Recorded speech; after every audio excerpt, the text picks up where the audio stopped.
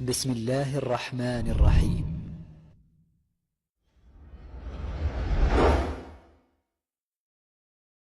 بشرى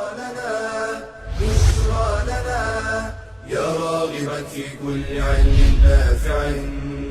متطلعا لزيادة الإيمان وتريد سهلا النوال ميسرا يأتيك ميسورا بأي مكان وتعلم الفقه الميسر عاملا بالشرع دون تعصب لفلان ومكارم الأخلاق ندرسها معا أدب وتربية على الإحسان وتعلم اللغة الفصيحة ورعاها بطريف أسلوب وحسن بيان تلك العلوم دروسها ميسورة في شرح علم الراسخ الأركان